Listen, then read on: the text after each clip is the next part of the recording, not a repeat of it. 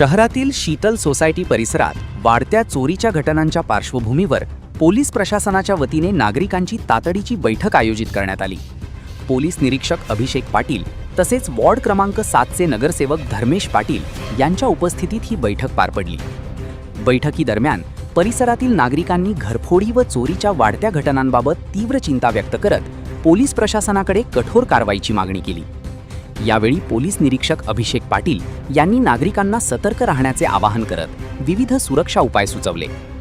Society परिसरात वॉचमनची नियुक्ती करावी, प्रत्येक गल्ली व विभागासाठी स्वतंत्र व्हॉट्सॲप ग्रुप तयार करावा, बाहेरगावी जाताना शेजाऱ्यांना माहिती द्यावी, तसेच परिसरात अधिकाधिक सीसीटीव्ही कॅमेरे बसवावेत असे त्यांनी सांगितले।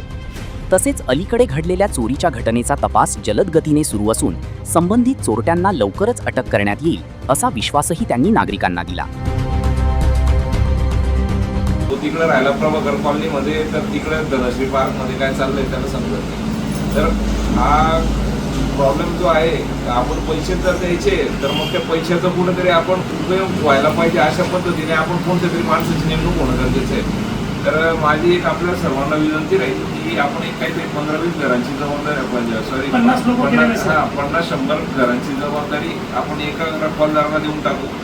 त्याला महिन्याला साधारणतः 10-12 हजार रुपये मिळाले पाहिजे, तर तो आनंदाने काम करेल। बरोबर आहे, प्रत्येकाने 100 रुपये जर काढले, जर 50 घर असतील तर 200 रुपये आपण काढले तरी तो आनंदाने काम करून घेईल। कदाचित त्या 200 घरांच्या 50 घरांच्या आजूबाजूला जे काही 5-7 घर आहे ते पण म्हणतील बाबा आमचंही काम बघून घेईल, ते पण पैसे देतील, तर त्याला कुठेतरी 10-12 हजार रुपये भेटून गेले महिन्याला, तर तो एकदम आनंदाने काम करेल। आणि त्याला असं आम्ही समजून सांगितलंय की बाबा 12 वाजेपासून पहाटे 5 वाजेपर्यंत डोळ्यात तेल घालून तू काम करायचं, तू फालतू मोबाईल बघायचा नाही, म्हणजे असे इन्स्ट्रक्शन देऊन आमचे जे काही होमगार्ड लोक आहेत तर त्या होमगार्ड लोकांनाच मी विचारून पाहिलं होतं। कारण होमगार्ड लोक काय कायमस्वरूपी आमच्याकडे नसतात नेमणुकीला, ते फक्त जे सणोत्सव राहतात, जसं आता बकरीद आहे, त्या बकरीदच्या निमित्ताने 2 दिवसाकरता होमगार्ड लोक माझ्याकडे आलेले आहेत। त्यांना शासन त्यांना काहीतरी रोजाप्रमाणे पेमेंट देते, पण त्या पेमेंटसाठी ते येतात, पण इतर उर्वरित दिवस जे असतात ते मोकळेच राहतात। आणि माझ्याकडे त्यांचं कॅरेक्टर पण व्हेरीफाय झालेलं राहतं, म्हणजे त्याचा रेकॉर्ड ऑलरेडी पोलीस स्टेशनला असतो, तो माणूस योग्य आहे। आणि असं काही कंपल्शन नाही की त्या ठिकाणी होमगार्ड नेमला पाहिजे। आपल्या जर कॉलनीमधला किंवा आपल्या माहितीतला जर एखादा कोणीतरी जाणकार आणि चांगला व्यक्ती असेल की ज्याला काहीतरी 10-12 हजार रुपये नाईटचे काम केल्यानंतर आपण देऊ शकतो, तो अजून चांगल्या पद्धतीने तेच काम करू शकतो, तर आपण आपल्या ओळखीतला पण एखादा व्यक्ती असेल ना, त्यालाही बोलवलं आणि त्यालाही या ठिकाणी काम दिलं आपण, तरी काही प्रॉब्लेम नाही। जर पाहिजे तुम्हाला तर मी एखाद्या होमगार्डला तुमच्याशी अप्रोच करून घेईल, त्याप्रमाणे मग ते काम आपण त्याच्याकडून सुरू करून देऊ। आजच रात्रीला एक माणूस तुमच्याकडे पाठवून देतोय, तो टेम्पररी आहे। टेम्पररी म्हणजे तो फिक्स आहे का नाही ते सांगू शकत नाही, कारण आता बकरीदच्या निमित्ताने माझ्याकडे होमगार्ड लोक आलेले आहेत, तर त्यापैकी मी फक्त एक ड्युटी म्हणून त्याला पाठवून देतो या ठिकाणी।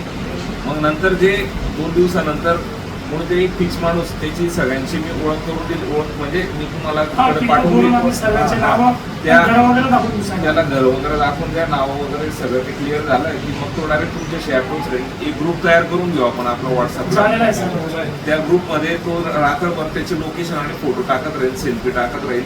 त्याच्याने काय राहील की आमची ग्राउंडला गाडी येते ना, तर आमच्या लोकांनाही तो चेक करेल, म्हणजे आपली गाडी फिरते का नाही तुमच्या कॉलनीमध्ये ते पण चेक करेल, आणि आम्ही त्याला चेक करू, म्हणजे त्याला चेक केल्याचा फोटो माझ्याही ग्रुपमध्ये आमचे लोक टाकत जातील, म्हणजे असं क्रॉस व्हेरीफाय आपण एकमेकाला करत राहू।